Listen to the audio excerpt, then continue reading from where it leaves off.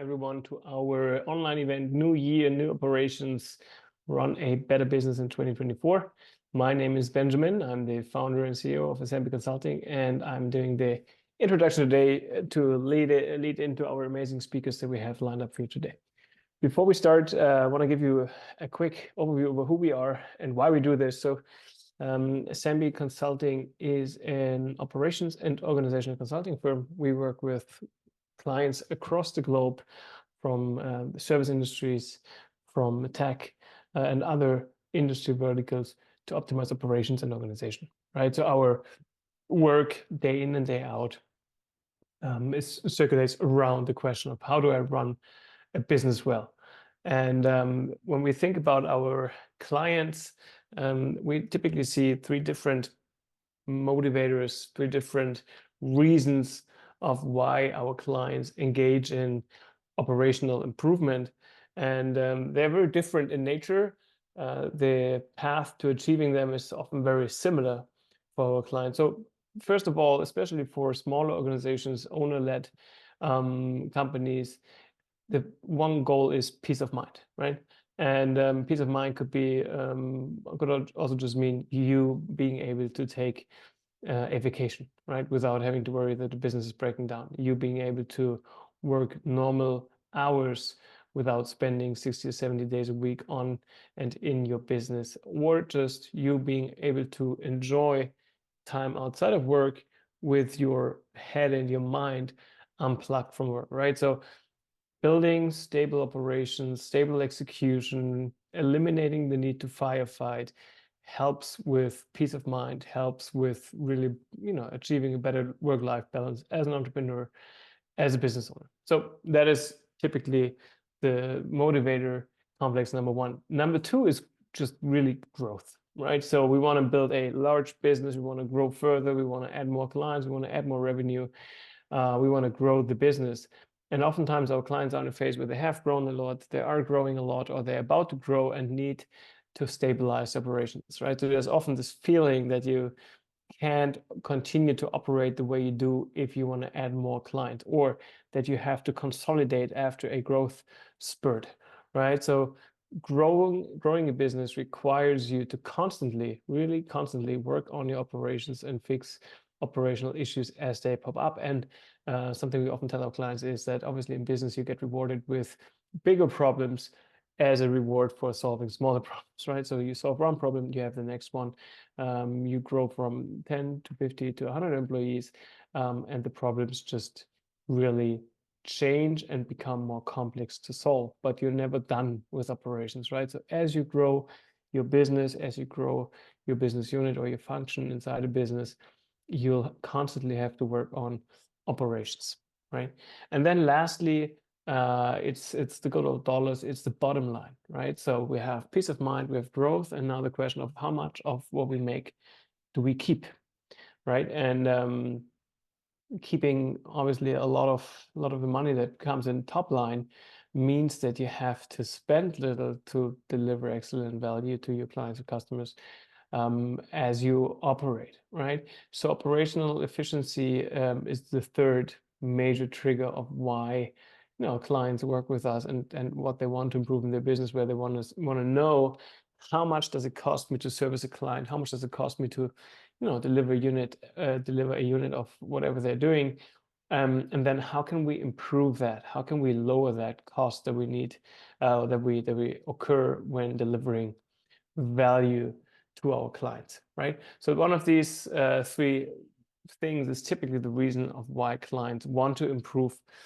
operations. Now, what does that mean, improving operations? The way we look at it is typically three different dimensions. We look at process, people, and tools. Now, the sequence of this is chosen by intentionally, because while people are the most important aspect of any business, and I'm very, very firm with that, and I'm pretty sure that you can confirm that, when you think about operational improvement, process needs to come first. And why is that? We believe that you have to fix process in order to understand process, in order to understand what is the right people structure to support that. What are my responsibilities when it comes to my team? What's the communication look like? And then lastly, only lastly, tools as a third ingredient to the mix, right? So we have to understand and improve processes. We have to make sure we have the right people in the right seats with the right skills and the right motivation. And then lastly, tools.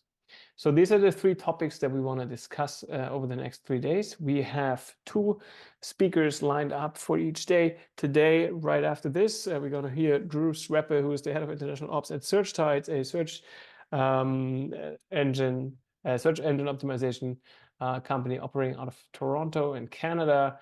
And Drew has extensive knowledge in onboarding many people at a time and in parallel over a very short period of time.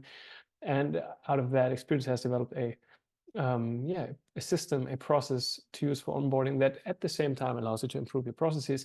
So that's what we going to discuss right after this intro, and then at 4:15 Central European Time or 10:15 Eastern Standard Time, we're going to have the pleasure of meeting Adam Zielinski, and he will walk us through the benefits of SOPs and how you can leverage SOPs for growth. So this is for today. Each session will consist of 30 minutes and followed by a Q&A session. So 15 minutes Q&A if there are questions that you want to address. Also, I would like to point you towards our workbook that we've sent out via email to you earlier today. So use that to take notes for your business to make sure that you're not only listening to all the knowledge that Drew and Adam are sharing today, but also to write down and process, what does it mean for my business? What does it mean for my function, for my role, for my department potentially, right? But what are the things that I'm going to take away from this? How is this relevant for me, and how can it improve the business that I'm running in 2024? Right. So looking at the time, it's time for Drew to take over. And Drew, if you're ready, please go ahead and take it away. We're gonna have 30 minutes time for your input, and then obviously we're gonna have some time for Q&A to answer some questions. So we're gonna end at 10 a.m. EST, right? And then have 15 minutes for questions if that works for you. Okay. Wonderful. Thanks so much. Welcome, Drew. Happy to have you. And Thank you. I'll stop my screen sharing so you can take over if you like. Here we go. Wonderful. Thank you so much. Hello, everyone. Hope everyone's having a great start to the day, or I guess it's late for many of you, early for me. I'm in Toronto, but thank you, Benjamin, for asking me to join. And I'm looking forward to talking about a topic I'm very passionate about, onboarding. So let me share my screen and make sure that we're in a good spot here. Everyone can see this, I believe. Yes, that works. Let's just make sure I've got the full screen going here. Play from the start. All right, so I can just jump in. Awesome. So we're going to talk about onboarding today. And to begin with, everyone in here works for a business or runs a business. So let's just acknowledge that building a business, whether your own or someone else's, is definitely a challenge. And we all know these things. We know that you need an amazing team. If you have one, that's fantastic. If you're ready to grow your team, that's even better. Hiring, as we all know, can be an exhausting process. And if you hire the smartest, most driven, and proactive people in the world, you're going to be in good shape. But the caveat is, if you don't have a good way of distilling the knowledge from your company to the people that you bring on, none of that really matters. And this is why onboarding is so important. So, but, before we jump in here, like, why should you listen to me? Why in the world would some guy in Toronto who thinks it's morning in Germany be someone of an authority here? Well, the answer that I would give you is you don't have to, but I have been in the game for a while. I've been doing global operations for about 12 or 13 years at this point. I started around 2010 doing my first kind of startup, as we all do, and building teams all over the world. My first thing was like a music education app. So there was lots of different audio, visual, legal development things involved here. So I got my feet wet very early in my career, learning how to deal with different people and work with them throughout the course of many years and across the world. I currently run a digital marketing agency as the head of operations with a team of we're somewhere in the 60 people range right now, and we work with people in about 30 countries. And one time, fun fact, I was asked to source, recruit, and hire plus onboard 70 people in about 3 weeks' time. And I did. I've lived to tell the tale. I don't recommend it, but if you want to do that, I'm going to show you exactly how I did it. We've all worked probably many jobs in our lives, but there's always a few that stand out for being fantastic. And then there are the regular jobs where you kind of have to figure things out on your own. So this probably sounds as familiar and resonates with many people. Oftentimes when you start a job, you don't really know where you're supposed to go. If you think about going into an office, for example, it's like, do you check in at the front desk with security? You don't know where your desk is, that kind of stuff. When you do it remotely, the same idea applies as well. So this is not a great look for the company, and definitely not a great first impression for new hires as well. Now, I'm not sure if we have the capability here, but can people write in the chat? Because I was going to see what people think onboarding is in their definition. But if that's not possible, I can continue to just speculate on what people might suggest. So if possible, write in the chat. If not, then I'll just keep talking.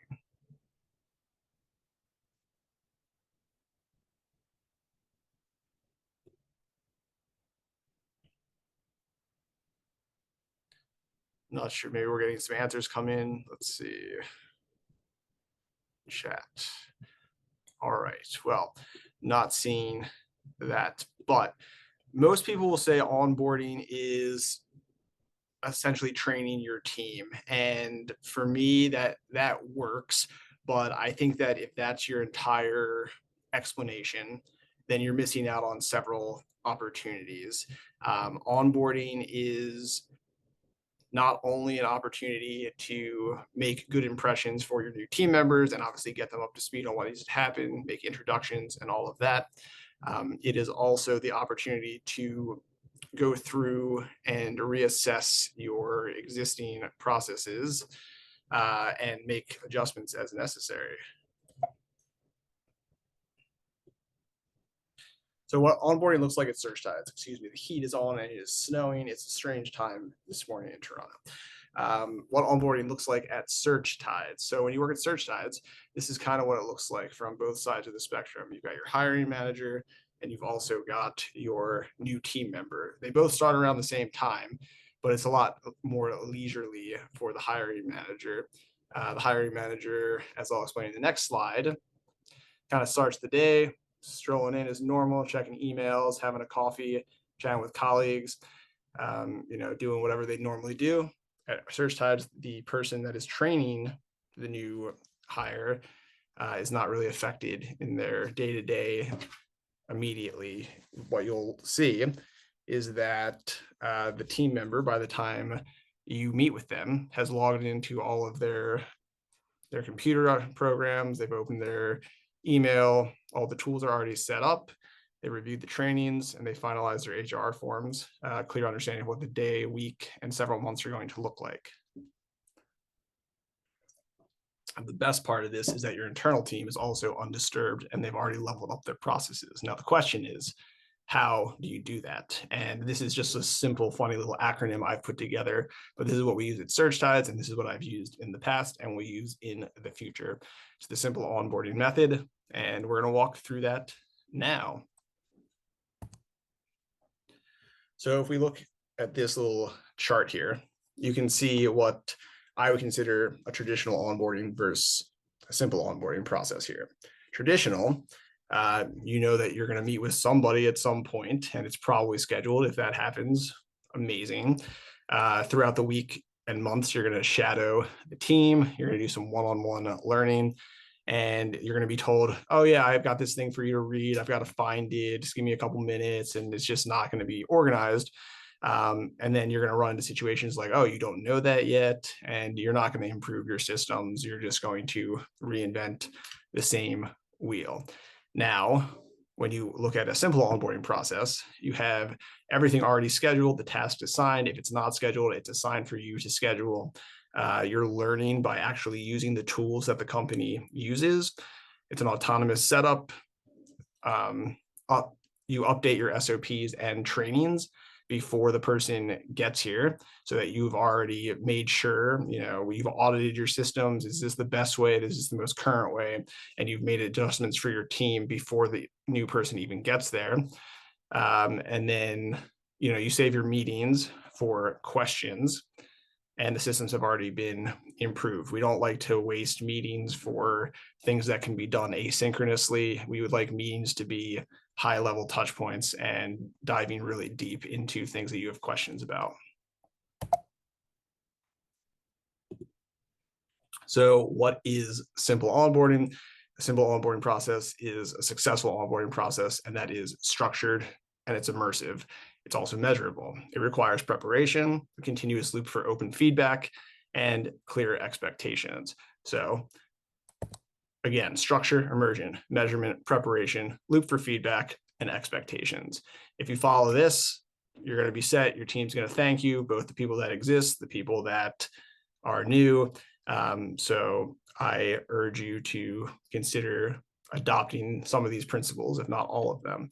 So now let's walk through each step here. Structure. So you can definitely tell pretty much immediately as a new hire whether or not your company has a good onboarding process or not. The new employee should know what they'll be doing for the first day once they set foot in the office or their home office. Structure makes people feel safe, and they know that they can rely on specific people to answer questions, when they can eat lunch, when they can take breaks, what they're meant to be doing in a new environment. So how do you do this? You create a schedule that includes meetings, times for independent learning, breaks, you give it to them. You assign deadlines for setting up tools, returning contracts and training assignments. And you also make sure new hires understand who they rely on for this. It can be very simple, but just having some sort of formal document outlining this is super helpful. Immersive. So we want to throw people in the deep end. We want people to learn as fast as they can, to leverage tools that you already use and that your new team members will have to learn anyways. So you might as well teach them by having them do it. And people are worried like, well, what if they mess up my stuff that already exists, my databases? Just create a copy of spreadsheets or documents, and there you go. You'll be in good shape.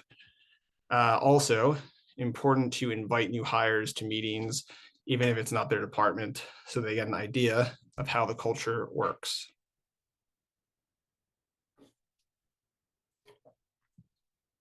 Measurable. Now, this might sound a little, I'm trying to think of the right word, overbearing, but I guarantee you finding the right balance of how to do this makes a world of difference. So you want to keep track of how your team members are doing, how their onboarding process is going. So just develop like a rubric, develop a system that easily measures how the team is doing, how they're faring, keep progress of the skills that they have and how they grow over time, and make adjustments to the training and the deadlines and assignments as needed. And then also the thing about having a rubric, something measurable, the next person you hire in a similar role, is, the baseline. Is the new person performing as well as quickly as the last person, or are they not? Are they in a place that they shouldn't be? And then you can make the decision, like, is this person up to the task, or do we need to adjust something that we're doing to get them there? Preparation. This is probably the most important thing, unless you're a true solopreneur. You can use your team to make sure that the onboarding process is, fully realized to the best of your ability. As long as you're prepared with something, it's better than nothing. You also want to respect your existing team and new hires by setting everyone up for success. And a team briefing, letting everybody know that someone new is coming on, and you should be in good shape as long as you communicate with your team. Make sure you have templates, schedules, and trainings and HR documents ready and all in place before day one. That's like the big thing here. You want to send out an email, maybe the Friday before they start. We don't want people working on the weekends, but you want to be so prepared that you can schedule something, not think about it. So it does take preparation, but it's totally worth it. And then also like leverage your team to help with the existing setup phase that you have. So what we do at SearchTides, we have like Asana templates, we have email drafts, and then you just plug and play, the person's name, email address, you make updates as necessary. A loop for feedback. This is essentially just your communication to make sure that everything is moving as you expect it to. And it's really your responsibility to make sure that you are asking questions of your new hires to make sure that they are on track. And you can also incorporate this with your measurement to see, okay, well, I'm hearing this one thing, but what I've measured so far doesn't actually add up to this, so to speak. You definitely want to schedule regular and predefined meetings with the onboarding team members so that you can just check in. Oh, how did this task go? Did you get to meet this person? How is it going for you? Things like that. And you actually want their feedback. You don't want just like, oh, this person told me that this spreadsheet is kind of broken or this doesn't actually make sense. You want to take that on and you want to say, oh, let me fix that for you immediately. And then next time you hire someone like that, you already have it sorted. And you can also just take this feedback to readjust and reschedule how you're thinking about onboarding now and in the future. Additionally, you can delegate responsibilities to new hires' peers, and you can consider creating like a mentorship program. That way, it's not all on the hiring manager. It's not all on the new hire. It is on everybody to make sure that the team, the department, the area of the business is successful. And then also define different levels of communications for ad hoc questions and check-ins. So once a day, hit me up on Slack. How was your day? Run into any obstacles, twice a week. Let's have a call, meet with your mentor, your peer. These things are really important. Expectations. Nobody likes to go into something without expectations, especially when it comes to work. So make sure that you set and adjust your expectations early and throughout the onboarding process. Communicate expectations with new hires and confirm that they understand them. The expectations verbally, have those conversations in your loop for feedback, make sure that it's actually written out throughout your processes and in your measurement system. Be realistic with what you're asking of a new hire and make sure that the expectations don't, need to be heavily adjusted in real time. So you can have an existing team member go through the onboarding process before someone new does. And this will save you lots of time. So that's something we always do. Before we send out an onboarding process, we have a VA or someone on the team go through it and make sure that it all makes sense. That will save you not only embarrassment, but just like time. It's always more challenging to fix things on the fly than it is ahead of time. And then just, adjust the pace and expectations for your new hire. I don't think there's any expectations that we're going to get everything perfect the first time. You rarely do. And if you do, then you're probably not like iterating. You're not being innovative enough. You have to adjust, your system should change unless you have things so nailed down. But if you have them so nailed down, there's probably ways to optimize anyways. And then in terms of like what expectations actually mean, you want to use language like at the end of day one, you will have done blah, blah, blah, blah, blah. And you will have done this and you've used these tools. And this is like a clearly defined checklist of things that you have accomplished. By day 3, you've completed, a training module that's already predefined and set up. You've learned about these clients. It's like checklist. These things have to be tangible and defined.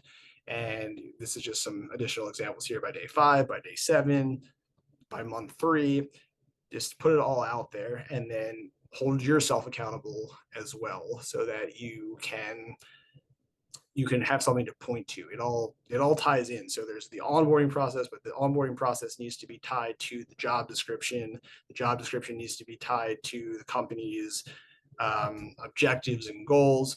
And I think that the onboarding process is probably one of the best ways to make sure that you are on pace with not only your training, but your internal initiatives as well, because all these things tie together. And most importantly, I don't think I can stress this enough. We have to remember that, this is not necessarily an assembly line. We have to remember that onboarding, probably should be named right up there with like retention. You don't want to make something so rigorous for people that they're just not going to want to work with you. We have to remember that people are the great resource here, and they're human beings. They have lives and feelings. Don't overstress the things like the measurement and things like that. Don't let the systems and data be too important. Like, there's a fun aspect to your company too, or I hope there is. You have a culture, and the culture needs to shine in onboarding too. So if your company culture is just go rigorous, no affirmations and things like that, it's probably going to be reflected in your onboarding as well. So take the opportunity to evaluate how you would like to be welcomed to a new experience, a new job. So take company culture into account here. And also, as I said, brief your team, make sure the team is welcoming to new hires, look out for each other, and go out of your way to make someone's day better. And I think that you will be set up for success. I think that's my big overview of this. I know we've got plenty of time left, but I want to answer all of the questions, that I can expand on areas as well. Drew, first of all, thank you so much. Again, I think, and we had a conversation before about this, I think it's a really smart process, and it incorporates all the different dimensions, so many of them, right, that are important for a successful onboarding. Now, I'm not sure if we have any questions, but if we don't, then I would just like to get started and ask a few, because I do have a few. And so what's really interesting for me is, for many of the aspects that you mentioned, I'd love to understand a bit more about the tool set that you use, because when we think about schedule, and also the same question of the measurable dimension, right? What are the tools that you use to do this? So where do you have the schedule? Is that a I think you mentioned Asana, right? Is that a template and then a task list with due dates assigned? Are these calendar invites? And the same is for the the measurability. What is the tool set that you use for this? Is it spreadsheets? Because I think it's really interesting to put this to action. Like, how do I set this up? Something like this. Definitely happy to talk about it. So I'll just walk through the exact thing we do at SearchTides. Basically, we go through an interview process with someone for a new role. And within that role, we have several assets that we've already created. We've created the job description, obviously. We've created an additional document. It's kind of it's like a description. It's not a description in the same way that a job description is. It's kind of like, this is who the hiring manager is. This is the tier employee that you're at in the hierarchy of the company. These are your main KPIs. So we kind of incorporate those when we're building out the onboarding process, and we already have that. We also, when we do interviews, we have a scorecard as well. So we've already established a baseline of where this person we believe is, and we'll also test them before we hire them in terms of technical ability. We often do a paid test project. So we really understand kind of where this person's strengths are as well as their shortcomings. And we make a decision before we hire them. Is this going to be, the right fit? Can we support their weaknesses? Can they make a big difference? So we already have a lot of that information. Now, when it comes to making an offer and hiring them, we will have HR folders set up and everything that has their agreement. All the HR stuff is already in motion. And the next thing we do, we use Asana for our project management. So we have an onboarding general template, and we have a couple of them depending on the role and the department. If it's a more technical thing, it'll be one template. If it's something more creative, it'll be different.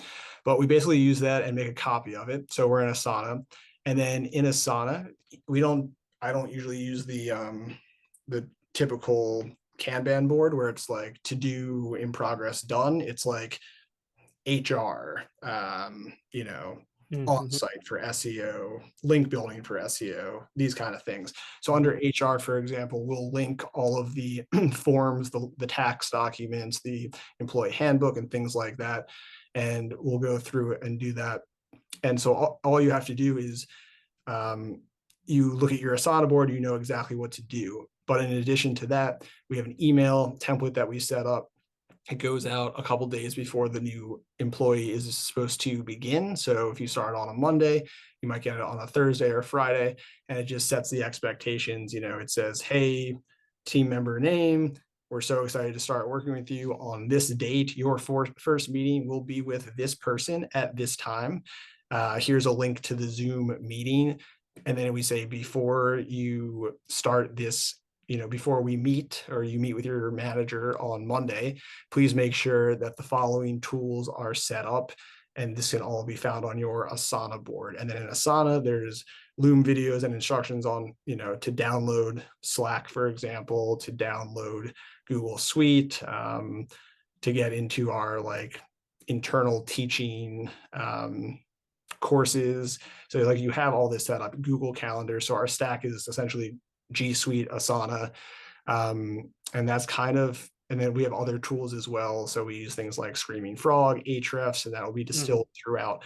But in terms of the onboarding process to do measurement, there's two tools that we kind of use. One is you just can see the progress being accomplished on that Asana board in Asana. So that's one. And the other one is very specific to the role.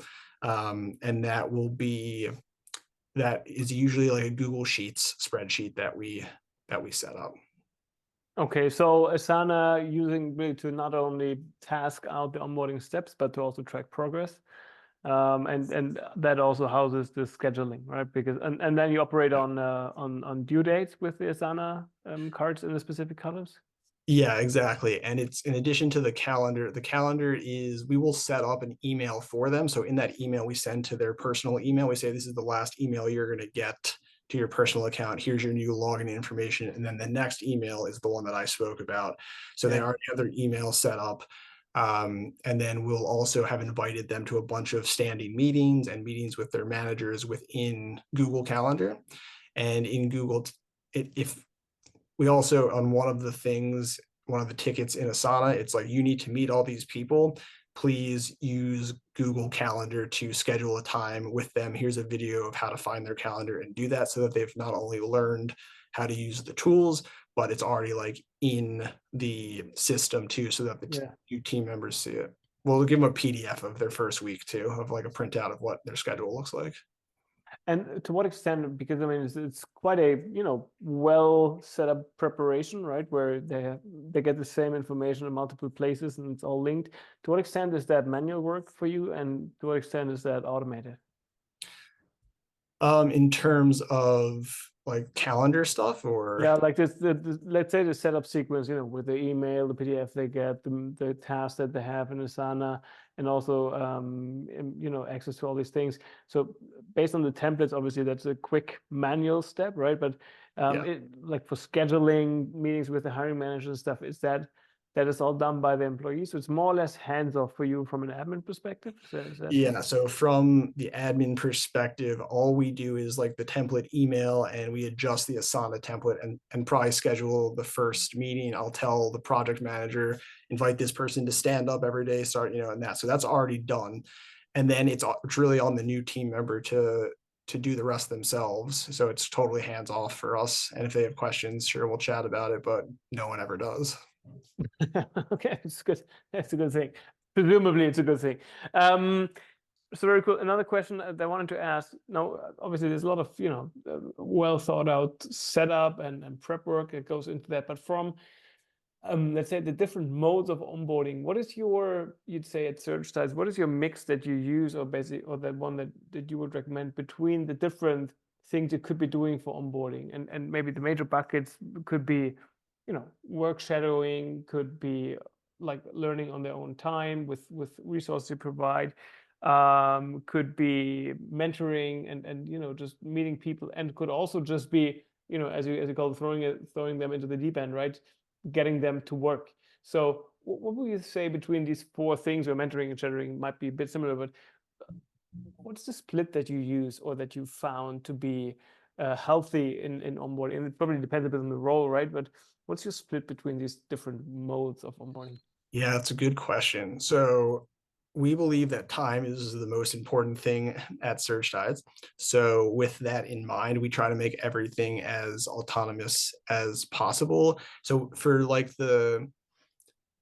the basic things like scheduling, getting your tools set up, and that is like 100% on the new hire On the to new hire. work with. And then when it comes to technical things, it's like, here are the resources that you should check out. You should already have experience with this.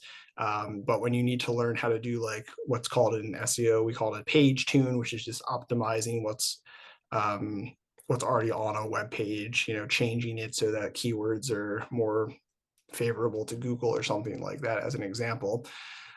We will say, here's a template with instructions, give it a try, and then we take that to that person's manager, and they basically review it together. So it's a lot of do it on your own, and then let's review together and ask questions. That's our favorite way to do it. There is also, everybody on a technical side meets with their manager once or twice a week, so that's the opportunity for people to dive deeper and do like shadowing and things like that. So I would say that it's pretty heavily on, you are responsible as the new hire to do things with the systems that we've set up, but also we want you to ask questions. I think the question is really like, what is the balance between how far can you take something without having to ask a question? And it's not that we don't want you to ask a question. It's like, you need to know when did you try this on your own first? Yeah. Is it taking too long now? Then it's time to ask a question.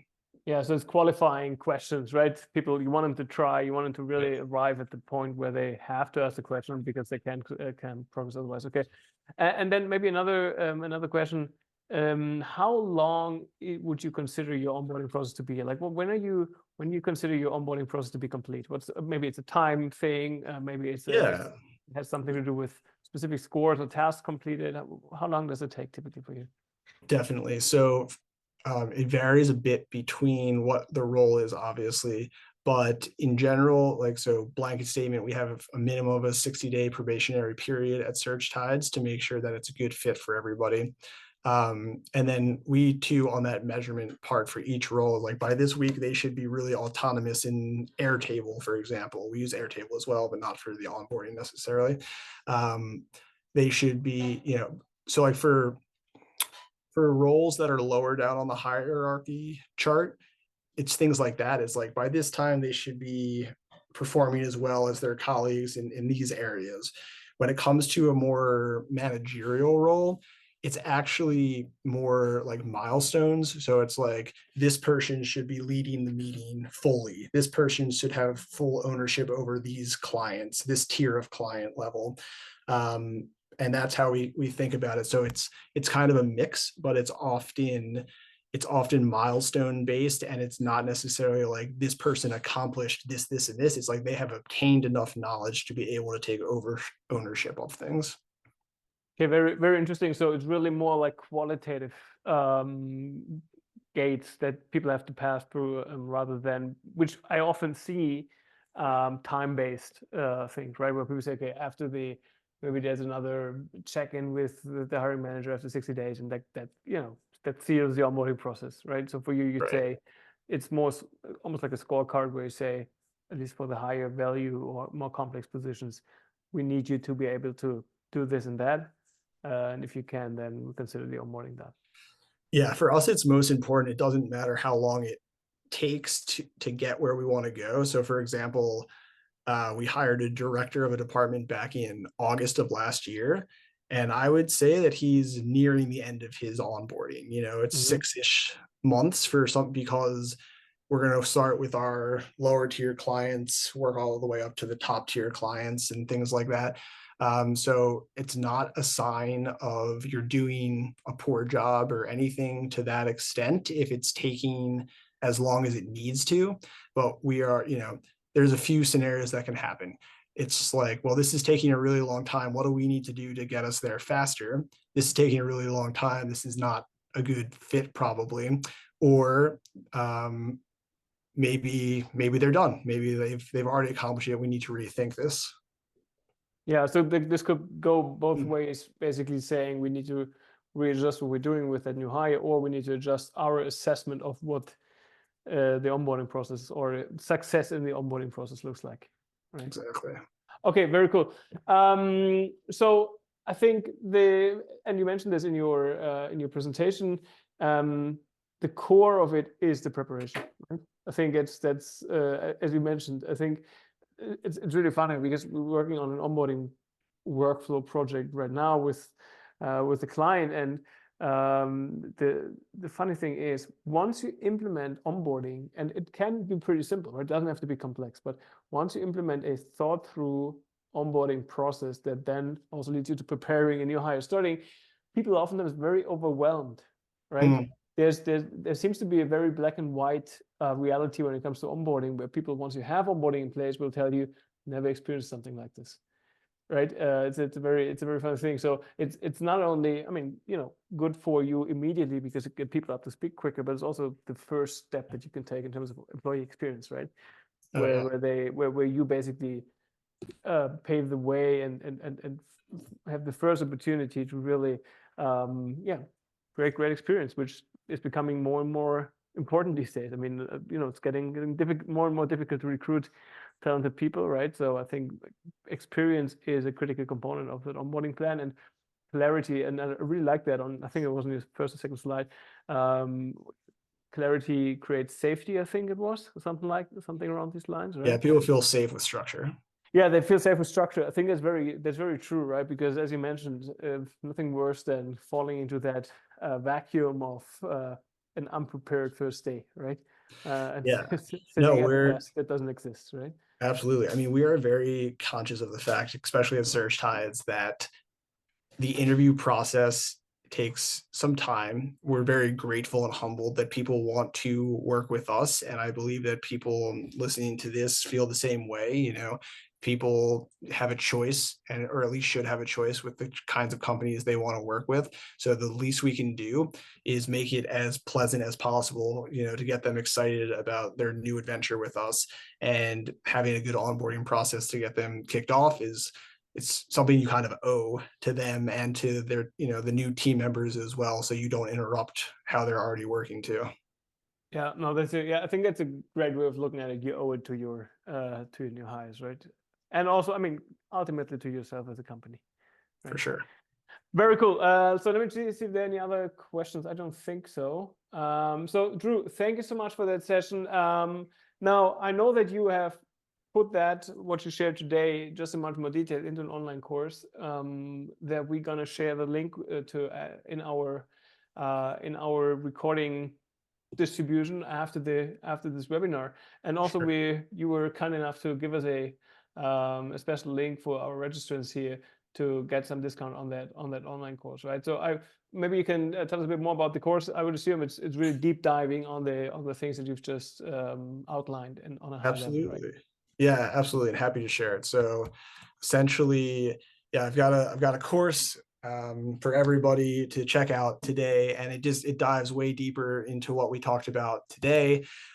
So it's more tangible of what we talked about, already through this seminar. You're going to see actual templates, even super basic ones. There's a handful of lectures and walkthroughs, me going through this in more detail. There's training templates that you can just steal and make your own. There's also tools to keep your HR requirements on track and organized. I've got some free ebook that you get as well. Some SOPs that you can modify, checklists, and then just some tricks to improve your internal systems throughout the onboarding process, which is something that I think is overlooked, that I've mentioned several times already in the past 40 minutes or so. Just really do take this as the opportunity to have a team member help you out when you bring someone new on that already works there, and you just say, how, is this the most up-to-date thing? Because oftentimes when you're removed from the day-to-day actual what's happening, things have been changed. There have been tweaks to the process. Take someone that you believe with ownership to help go through it and say like, oh, actually we do this differently now, and then put it on them to help you get up to date. And I talk more about that in the course as well. So these are the things I'm happy to offer. And, on occasion, I'll put out more info on LinkedIn about this, but I'm happy to share and answer questions about it. I hope that people find it useful. Very cool. Yeah, I recommend everybody to check that out, and we're gonna share the the link to that with the discount code. Yeah, in our notes to this webinar. Drew, thank you so much for the fantastic input today. Thank you for making room for this component, and I believe that really onboarding is a critical part of building a successful organization in 2024. It's one piece to the puzzle, but one that really sets the tone for success, and gives people a head start. And as you mentioned, people and human beings at that, right, are the most critical component, especially when it comes to the complex and skilled work that we're doing today in companies like SearchTides, in other service-based businesses and tech businesses. So really treating people well and making sure they're well equipped is a critical success factor. So thank you so much for sharing this today, and for joining us. Thanks, Benjamin, for having me. Good luck, everybody, and have a great year.